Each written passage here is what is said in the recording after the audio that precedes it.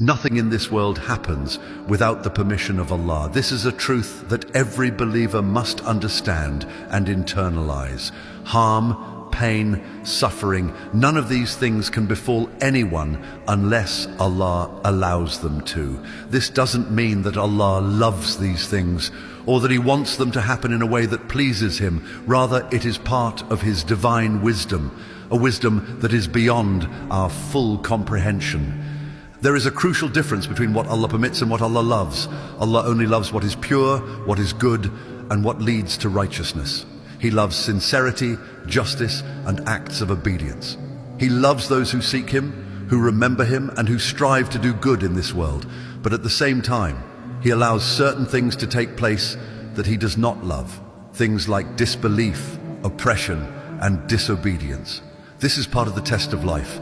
This world was never meant to be a paradise. It was always meant to be a place of trial, a place where free will is exercised and consequences unfold. If Allah had willed, He could have created a world where no one disobeyed, where no one did evil, where everything was perfect and harmonious at all times. But that is not the nature of this life. Allah has given human beings free will, the ability to choose between right and wrong. And in order for that choice to have meaning, there must be consequences, both good and bad. There must be justice. There must be tests that separate the sincere from the insincere, the patient from the impatient, the grateful from the ungrateful. So when we see harm occurring in the world, we should not think that Allah is absent or that He is unaware. Everything is happening under His watchful eye, with His knowledge and within the framework of His perfect plan. Sometimes harm is a test. Sometimes it is a means of purification. Sometimes it is a reminder. And sometimes it is a punishment for wrongdoing. Whatever the case, nothing happens outside of Allah's wisdom. And yet there are people who seek to cause harm deliberately, people who align themselves with the forces of darkness rather than with the guidance of Allah. These people use forbidden means to achieve their goals, seeking power and control through manipulation and deception. They step into the realm of magic, a realm that is deeply intertwined with the influence of shaitan. The world of magic is not what many people think it is. It is not simply a set of tricks, illusions, or harmless entertainment. In reality, it is something far more sinister. Those who practice magic are not simply performers or illusionists. They are individuals who have willingly submitted themselves to the service of shaitan. They have made a pact with the forces of evil in exchange for certain abilities, certain privileges that allow them to deceive, harm, or control others.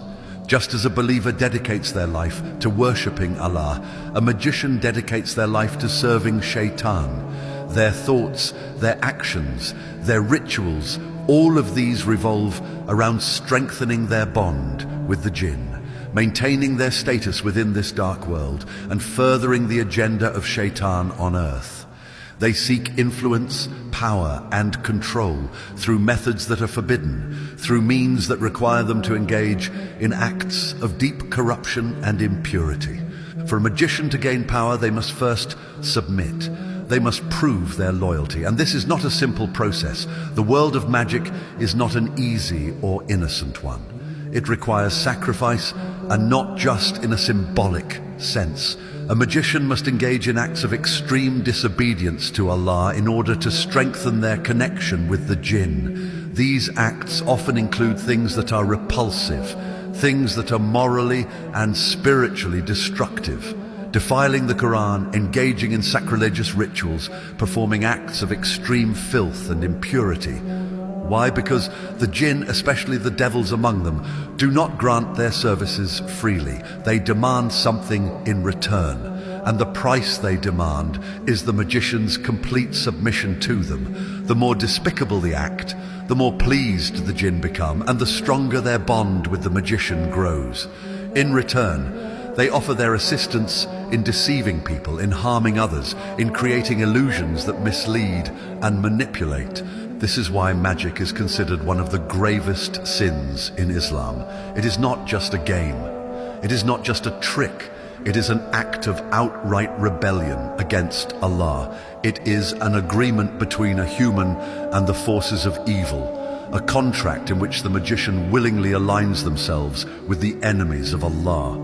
And no matter how powerful they may appear, no matter how much influence they may gain, their fate is ultimately one of ruin. Allah has already decreed that the forces of Shaitan will never truly succeed, that their plots and plans will always be weak compared to the power of Allah. But what exactly is magic? What is its nature? How does it work? Linguistically, the word sihr in Arabic carries the meaning of something hidden, something mysterious, something whose true cause is concealed from the observer. This is an important distinction because it helps us understand how magic operates. Magic is designed to create confusion. It is meant to make something appear different from what it really is. It thrives on deception, on tricking the senses, on manipulating perception. The word sihr shares its root with suhoor, the meal eaten before dawn in Ramadan. This is because suhoor takes place in the darkness, just before the light of day breaks. Likewise, magic operates in the shadows. It relies on secrecy, on illusions that hide the truth from those who witness them. From an Islamic perspective, magic is not simply an illusion. It is a real and dangerous force. It involves summoning and commanding the jinn to perform tasks that seem beyond human capability. Because humans cannot see the jinn, the effects of magic appear supernatural, as though they defy the laws of nature. But in reality, they are merely the work of beings that exist in a different realm. Beings that have their own abilities, their own limitations, and their own deceptions. Some forms of magic are based purely on illusion, where the magician tricks the eyes of the audience, making them believe they are seeing something that is not actually there. This is what happened in the time of Pharaoh when his magicians cast their ropes and staffs, making it appear as though they were moving like snakes. But the Quran clarifies that these objects were not actually transformed. They only bewitched the eyes of the people. Other forms of magic, however, go beyond illusion. They involve real, tangible harm, causing sickness, breaking up marriages, instilling fear, or even leading people to their own destruction. This type of magic is more than just deception. It is an actual spiritual corruption, a direct interference in the natural order through the assistance of the jinn. Regardless of its form, magic remains one of the most dangerous and forbidden practices. It is a tool of Shaitan, a means by which he seeks to lead people astray, to make them rely on forces other than Allah, and to entangle them in a web of sin and destruction. But for those who hold firm to their faith, who seek protection through the words of Allah, and who place their trust in Him alone, magic holds no true power. Its illusion may seem great, but in reality it is weak before the will of Allah, who alone controls all things. Shaitan has one primary goal: to lead humanity away from Allah. Since the beginning of time, his mission has been to deceive, to manipulate, and to drag as many people as possible into disbelief. He made a promise, a vow to Allah that he would misguide humanity from every direction. He would come to them from in front, from behind, from the right, and from the left. He would whisper doubts into their hearts, tempt them with false promises, and distort their perception of truth. And he declared that most of humanity would follow him, that they would be ungrateful, that they would forget their purpose and lose themselves in this world. Shaitan is relentless in his pursuit. He does not rest, he does not hesitate, and he does not give up. Every day, he and his followers work to create distractions, to make people question their faith, to lead them step by step into sin. He does not always attack directly. Sometimes he starts with a small whisper, a tiny suggestion that seems harmless. But over time, that whisper grows into something greater, something that takes root in the heart and turns people away from the path of Allah. One of the most powerful tools Shaitan uses is deception. He makes falsehood appear as truth. He beautifies sin. He makes what is haram look tempting and desirable, while making what is good and pure seem difficult and burdensome. He promises wealth, power, and pleasure, but he never delivers real fulfillment. He lures people with temporary satisfaction, only to leave them lost and empty. His primary target is faith itself. More than anything, Shaitan wants to lead people into disbelief. If he can convince someone to reject Allah, to doubt his existence, or to associate partners with him, then he considers his mission successful. But he does not stop there. If he cannot make someone disbelieve outright, he will try to corrupt their faith. He will plant seeds of arrogance, make them lazy in their worship, make them delay their prayers, make them question why they should follow the commands of Allah. He will make them believe that they have plenty of time, that they can repent later, that there is no urgency in submitting fully to Allah. And for those who do believe, Shaitan finds other ways to attack. He creates division among them, makes them argue over minor issues, makes them lose focus on the bigger picture. He whispers jealousy, hatred, and arrogance into their hearts, making them look down on one another instead of uniting as one ummah. He fuels ego, pride, and self-righteousness, turning worship into a performance rather than sincere devotion. Another major tool of Shaitan is magic. Magic is one of the strongest weapons he uses to manipulate people, to spread misguidance, to break relationships, and to create chaos. Magic is not just an illusion or a trick. It is a contract between humans and jinn, a deliberate alliance with the forces of evil. Those who practice magic do so with the help of the jinn, and the jinn do not assist without a price. Magic operates in different ways. Sometimes it is used to cause sickness, to weaken a person's body or mind. Other times it is used to break apart marriages, to create hatred between loved ones, to ruin friendships and destroy families. It can be used to manipulate emotions, to make someone love or hate another person unnaturally. And in some cases, magic is even used to kill. But magic is not always what it seems. The Quran tells us about the magicians in the time of Pharaoh, how they made it appear as though their ropes and staffs were moving like snakes. In reality, they had not transformed at all. What they had done was bewitch the eyes of the people, creating an illusion that seemed real. This shows us that magic is often about perception. It tricks the senses, manipulates vision, and deceives the mind into seeing something that is not actually happening. However, not all magic is illusion. Some forms of magic involve real, tangible harm, where the jinn carry out the orders of the magician. This type of magic can affect a person's health, emotions, and even their ability to think clearly. It is one of the most dangerous forms of spiritual attack, and it is one of the reasons why seeking protection from Allah is so important. The power of magic, however, is not absolute. It cannot override the will of Allah. It does not function independently. It only works when Allah allows it to, as part of His divine decree. This means that no matter how powerful a magician may seem, no matter how strong the effects of magic may be, they can never overpower the protection of Allah.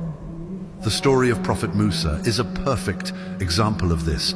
When he was confronted by the magicians of Pharaoh, they performed their tricks, deceiving the eyes of the people. But when Musa threw his staff, it became a real, living snake that swallowed their illusions whole. This was a clear sign that the power of Allah is far greater than any deception created by man or jinn. The magicians, who had dedicated their lives to serving Pharaoh, immediately recognized the truth. They knew that what they had done was mere trickery, but what Musa had done was real. They fell into prostration, declaring their belief in Allah. This moment teaches us that no matter how deep a person has fallen into falsehood, they can still recognize the truth when it is presented to them. And when they do, they should not hesitate to turn back to Allah. Shaitan's strategies do not end with magic. He has many other ways of leading people astray. One of his most effective methods is spreading doubts, making people question their faith, making them wonder if Islam is truly the right path, making them feel uncertain about the existence of Allah. He uses the influence of society, the arguments of skeptics, the distractions of the modern world, and the temptations of the nafs to create these doubts. And for some people, he uses desires. He makes them prioritize their worldly ambitions over their faith. He convinces them that money, status, and pleasure are more important than their relationship with Allah. He makes them chase after temporary satisfaction until they become so attached to this world that they forget about the next. For others, he uses pride. He makes them arrogant, makes them believe that they are superior to others, that their knowledge or achievements make them better. He fuels their ego, making them look down on others, making them feel self-sufficient as if they do not need Allah's guidance. And for some, he uses despair. He convinces them that they are beyond forgiveness, that their sins are too great, that they have no hope of redemption. He makes them feel unworthy of Allah's mercy, pushing them deeper into sin because they believe there is no way back. But no matter what method Shaitan uses, the solution remains the same: turning back to Allah, seeking His protection, remembering Him constantly, strengthening one's faith, and surrounding oneself with good influences. The more a person clings to Allah, the weaker Shaitan's grip becomes. The Quran and Sunnah provide us with many ways to protect ourselves from Shaitan and magic. Reciting Ayat al-Kursi, the last 2 verses of Surah Al-Baqarah, and the 3 Quls, Surah Al-Ikhlas, Surah Al-Falaq, and Surah An-Nas, are among the most powerful ways to shield oneself. Making constant dhikr, maintaining regular prayers, and seeking refuge in Allah through dua are all essential. Shaitan's plots may seem strong, but they are ultimately weak. Allah has already decreed that he will fail.